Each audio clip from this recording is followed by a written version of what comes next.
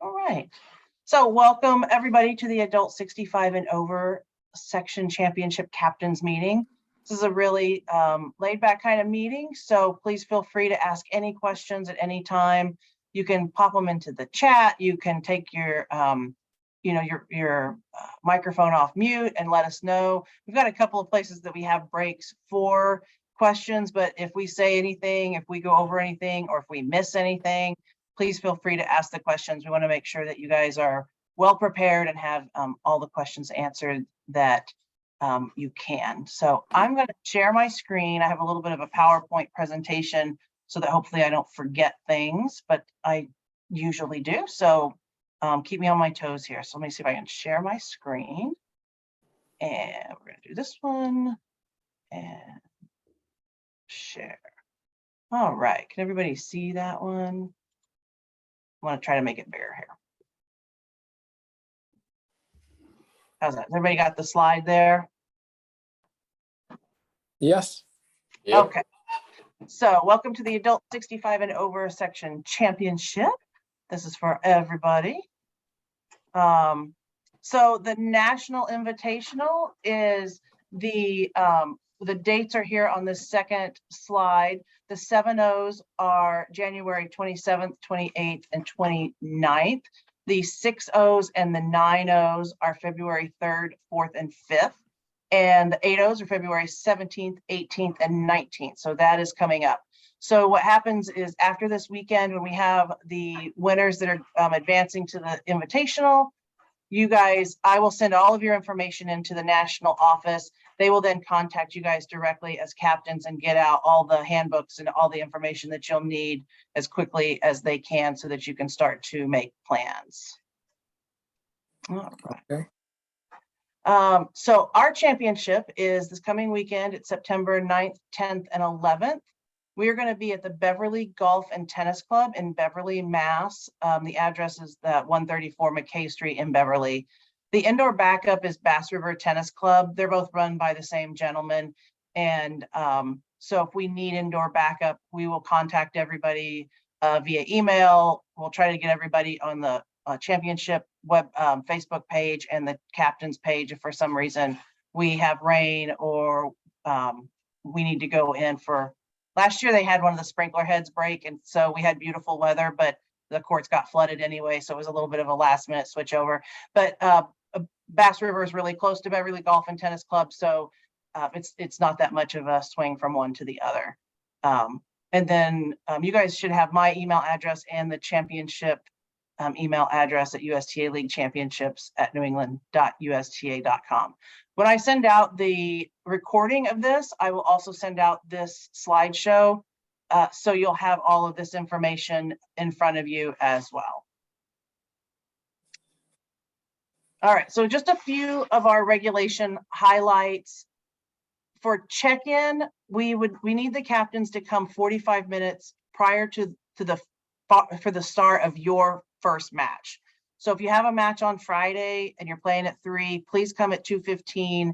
We want to make sure that you get your lineup cards, you get your player gifts, you can ask any questions, and you still have a few minutes to fill out your lineup cards and turn them into us so that we have them 30 minutes early.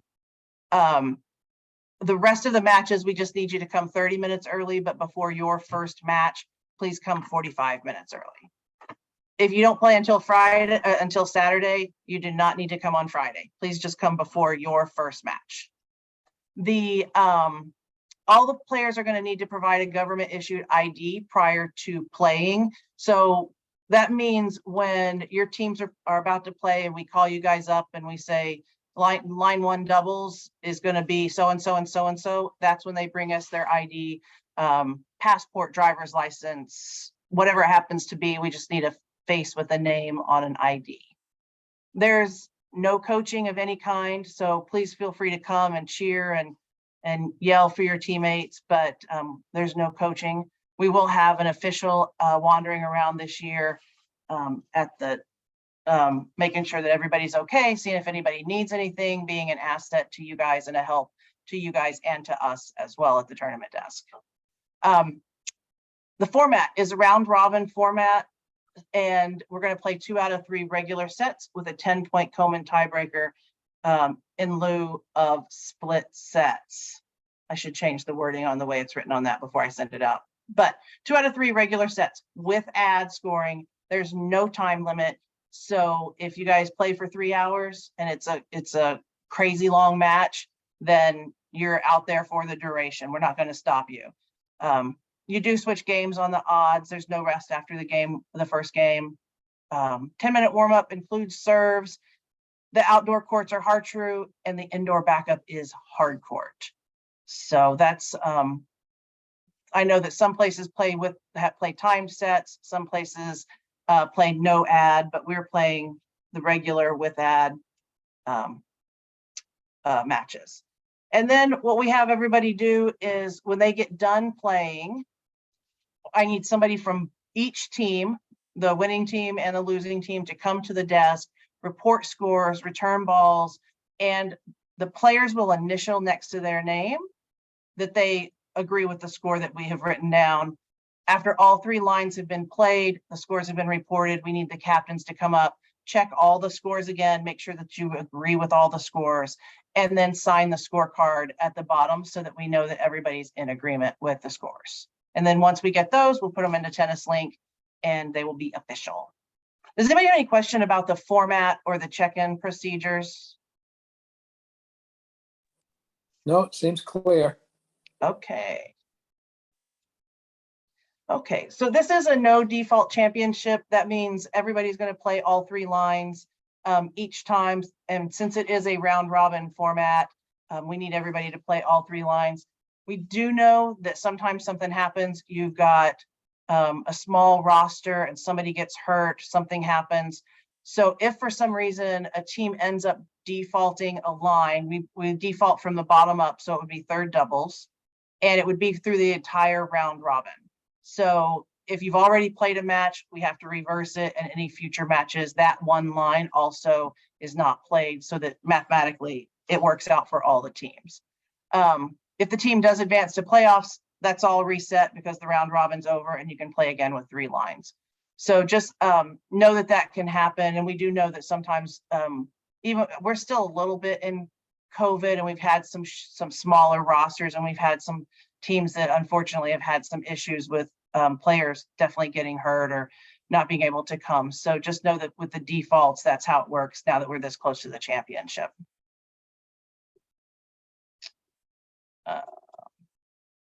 So I always like to touch on medical timeouts. I'm very happy that we do have an official. We do not have a trainer, but we have an official who can help with the medical timeouts.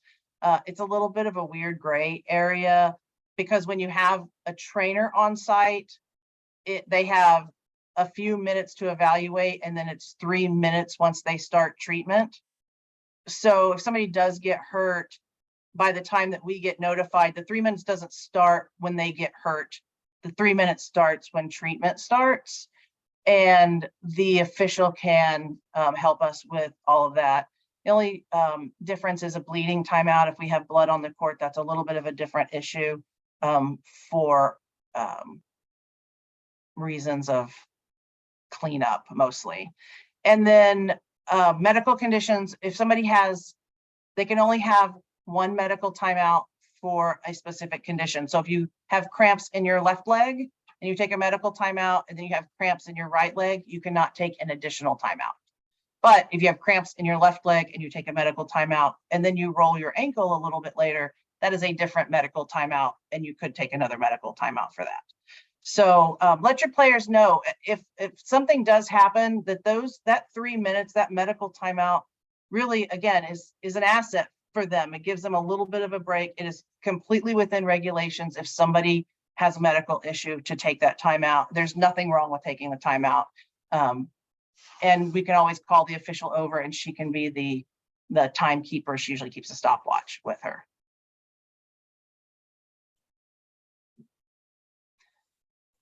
The National Suspension Point System is a little bit new this year, this 2022 championship year.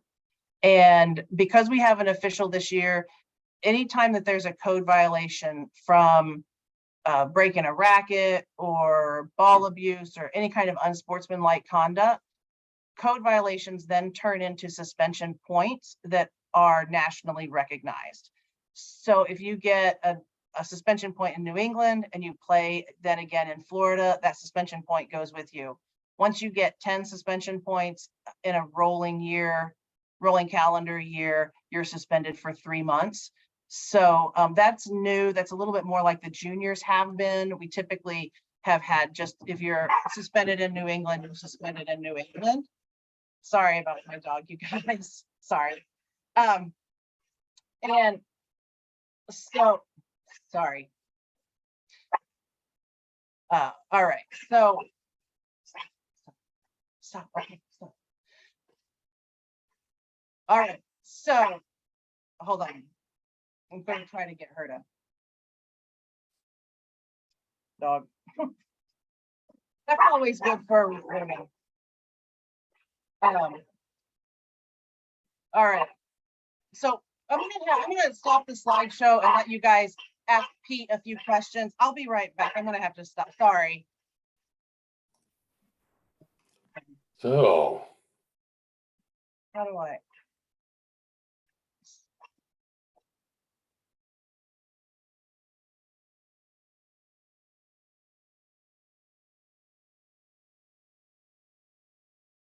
anyone have any general questions they'd like answered right now?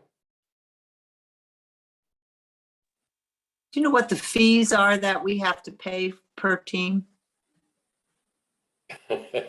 You would ask one that I don't know the answer to. Okay.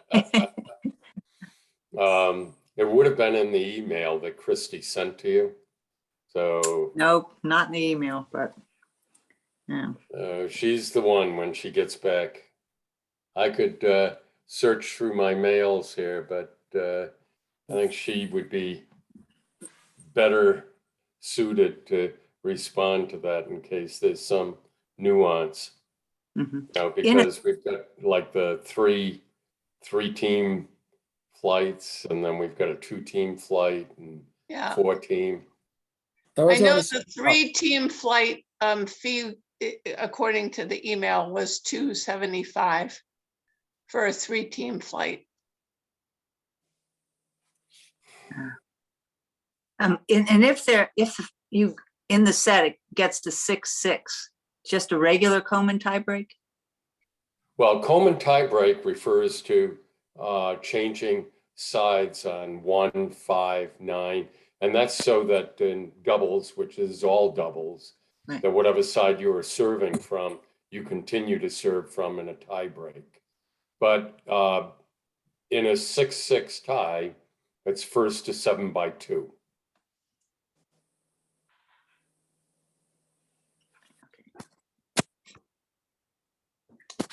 Do you know if all 10 courts at the Beverly Golf and Tennis Club are near each other?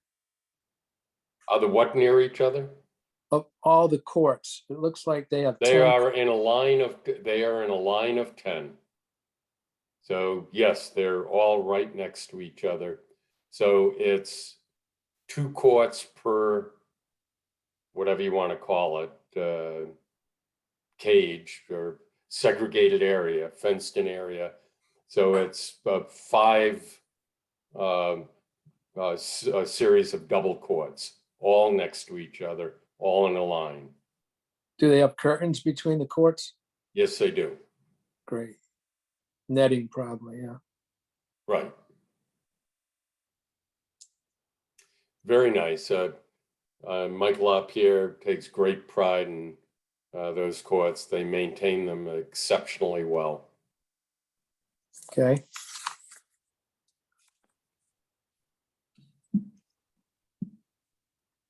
All right, sorry about that, you guys. Thanks so much. I did hear a question about the pricing. The 3-team flights are $275 and 2 and 4-team flights are $350 total. So once you've already paid your $200, you're just asked to pay the rest. I thought I did send that out. I may not have. Sorry if I missed it. You sent it out. I did. Okay. Yeah, so we can do that. And then I did want to go over a little bit of etiquette with outdoor play and we noticed that a few people that play indoors all the time, there's just a little bit of a different etiquette. Now, these are not regulations. These are not hard and fast rules, but just a few things to help keep balls from flowing on other courts. So when you serve, during your warm-ups, serve and catch it, and then somebody serves to you, catch it and serve it back to them. But when you're playing also, if somebody serves and the ball is out, call it really loudly out, but still catch it and throw it in your pocket or pitch it back to the back fence so that it doesn't roll on a different court. Lets are different than service lets. Anybody can call a service let, but a let with a ball rolling on your court, only the people on that side of the court can call it. You cannot call a let because somebody's about to hit an overhead and you want the point. So it's a safety issue. Just make sure if the ball rolls on your court, you call it really loudly. If a ball does if one of your balls rolls onto somebody else's court, make sure that they are in between points before you go get it, not in between serves. If they're a first serve, they're going to serve their second one, let it stay. Either go get it after the point is over or ask them to get it for you.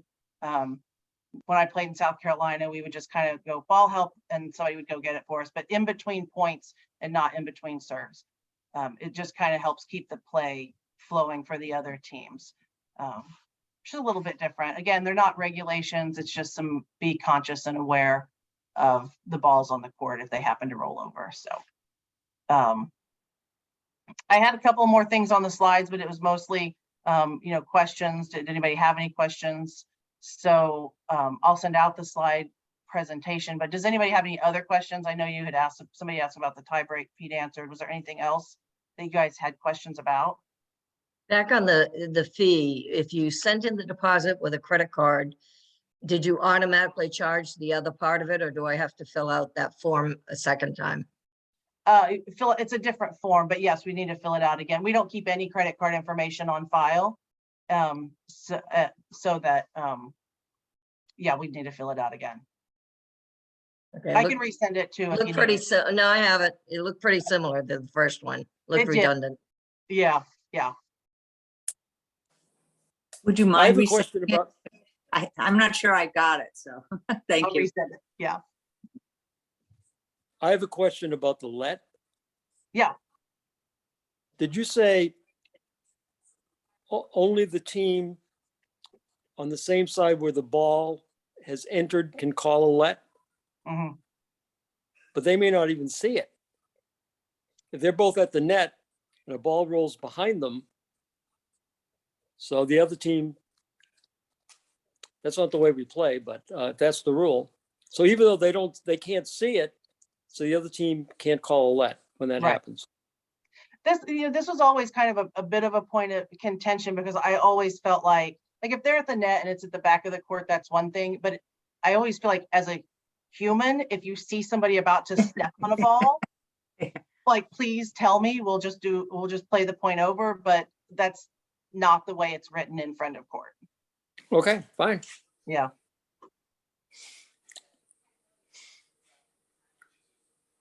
Oh, Linda, you're on mute. Did you have a question? Is that advised for 65 and I prefer nobody broke their ankle, please. Yes.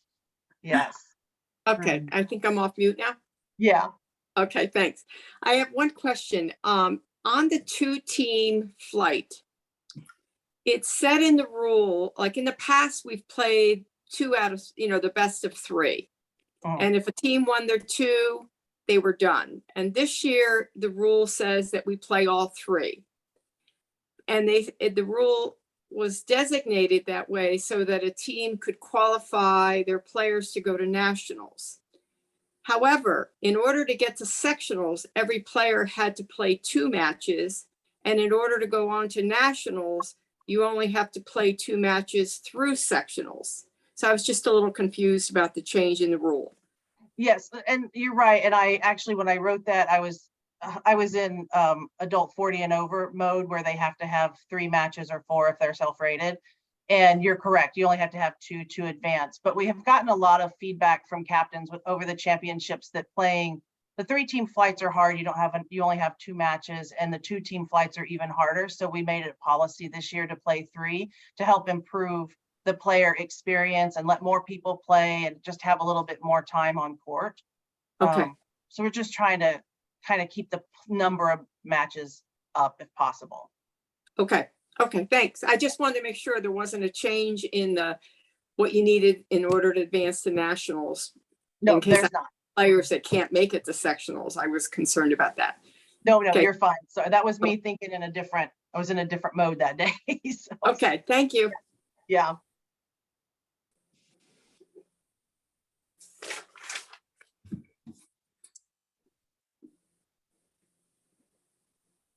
Okay, does anybody have anything else, anything at all that we need to cover?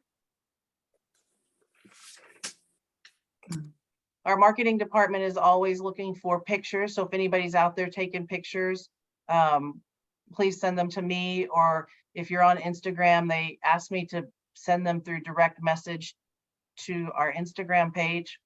Connie, did you have a question? Yeah, yes, please. Is there space for people to watch? Could they bring like a lawn chair to sit, or are there benches or? There's not a lot. There are a few benches or chairs, if I'm remembering from last year. Pete can probably remembers better than I do, but there's kind of a grassy hill where you can bring a blanket or you can bring chairs. There's plenty of room to watch. It's on the side of a golf course.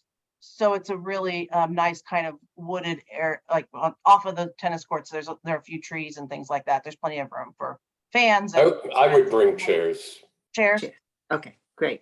I mean, they do have some chairs out there, but, in case they're all taken, you got your own, and there are plenty of places that you can put them down. Do they To have watch. food available? There's in the pro shop, which is not too far, it's across the parking lot. There's a restaurant that has like lunch type food, sandwiches and drinks and things like that, where you can go grab lunch or if you want to. Yeah, just something between matches. Thank you. Mhm.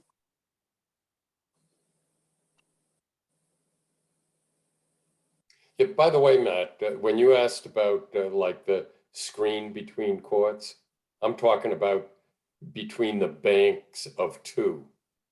I mean, the 2 courts, the bank of 2 courts, they're, just like outdoor courts. There's nothing in between the 2.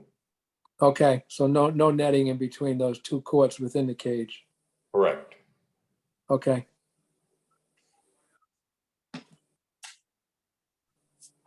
I remember that the restaurant in the clubhouse there didn't open until noon. And so if folks want, I would recommend bringing snacks and food with you. Well, that's a idea. good memory. I will double check and make sure they're open, number one, and see, and maybe see if they'll open a little early since we're going to be out there.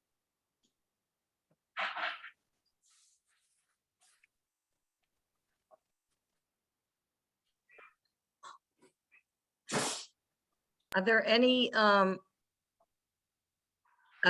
exceptions, like during the COVID season, where people can have unusual requests, like they'll only touch their own balls? Is that all gone with? Because that was very, very disruptive. Yes, that is all gone. Masks are not required in any places. We don't have any of those issues. If people want to wear masks, they are more than welcome to wear masks, but they are not required in any way.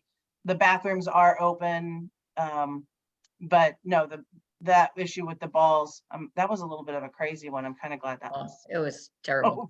over. Yeah, Is there a shower facility? I don't believe so. I don't believe there are showers there. Yeah, there's shower. Oh, there is? Okay. Yeah, in the clubhouse. They Not weren't, in the tennis clubhouse. You'd have to go over to the golf. I don't think they were open locker last room. year, but they probably are open this year. I'll ask about that too when I call and let you guys know.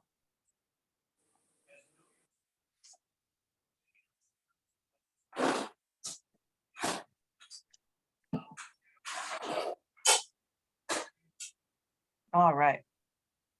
Is that everything?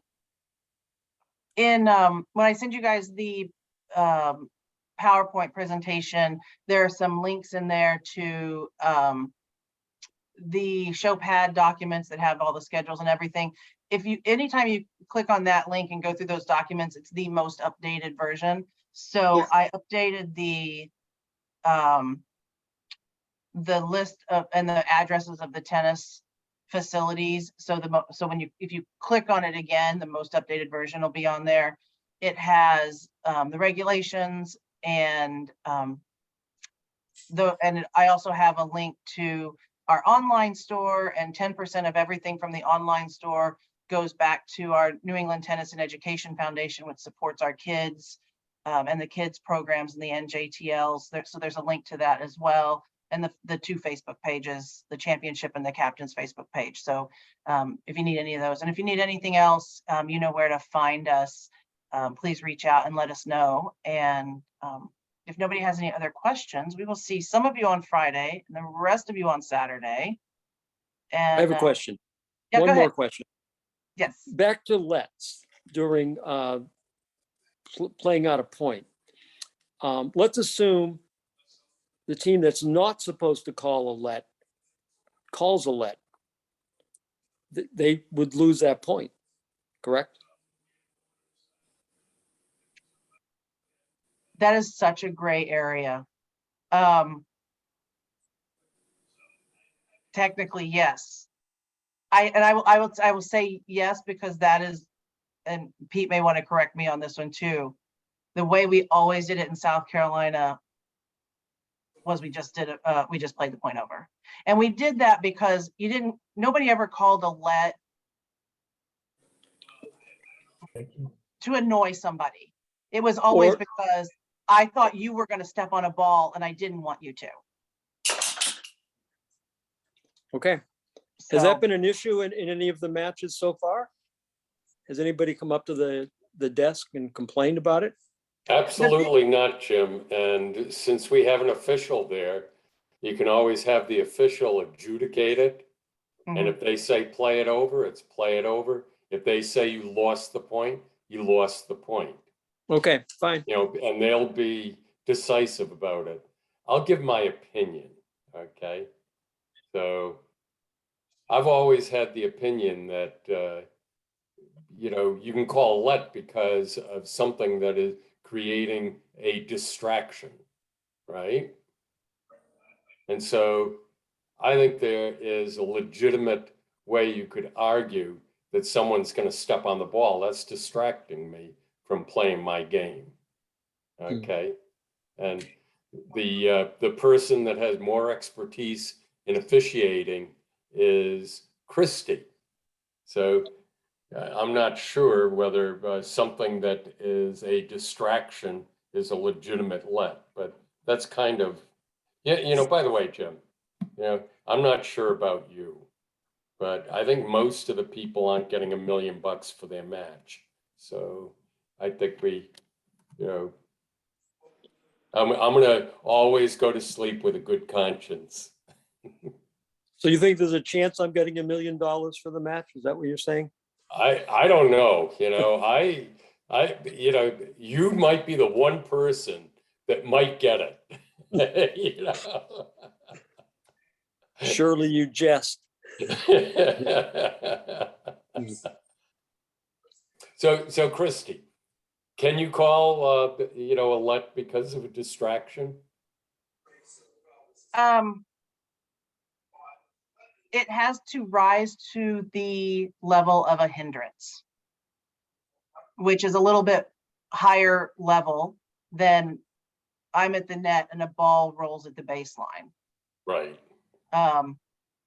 So it would be more of a hindrance. But again, and I understand why they write the friend at court is listed the way it is, but I am going to be very grateful to you if you keep me from stepping on a ball and breaking my ankle. So if I don't see a ball and you call a let, I'm going to be really happy and maybe we play the point over. So that's kind of, I guess it's kind of like the not official part of me thinks that we should be And- human, nice to each other. It sounds like in all the previous matches, and you guys have witnessed hundreds of them, this issue has never been a problem. So it's probably not going to be a problem here. So You know, the bigger problem has been players, like I said, the ball, like I'm playing on court 1 and you're on court 2, and my ball rolls onto your court and I immediately go get the ball while you're in the middle of a point or in between your first and second serve. Those have been the kind of etiquette things that we've had more issues with players just not realizing what they're doing because they're so used to indoor play. So the others, we haven't had really any issues with. okay, I will good. tell you, if you guys are in the middle of a point and I run onto your court to get a ball, that is the level of a hindrance. And And that is a replay point. and I think one of the other things that this approaching the like you do helps in that in the previous times, I remember we'd be playing a point and my partner are at net and we're finishing the point and the other team calls a let because a ball rolled along behind our court, which Mhm. was not in any way, putting us in jeopardy because, it wasn't even on the court. So I think that this rule at least eliminates that problem. Yes, that is a big part of it. And if you're hitting a clear winner and somebody goes to call a let, it's a little bit of gamesmanship that way instead of being the other way. Yeah. Yeah, and that's why I say too, when I know typically when you play indoors and you serve and the ball is out, you just let it go so it goes to the corner.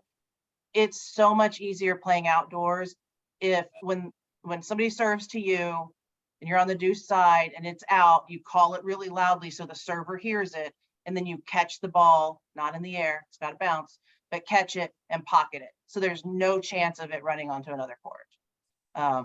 And that's something that is kind of hard to get into the habit of if you're not really used to doing that kind of thing. But it makes it a lot easier for everybody else when the balls don't go rolling around.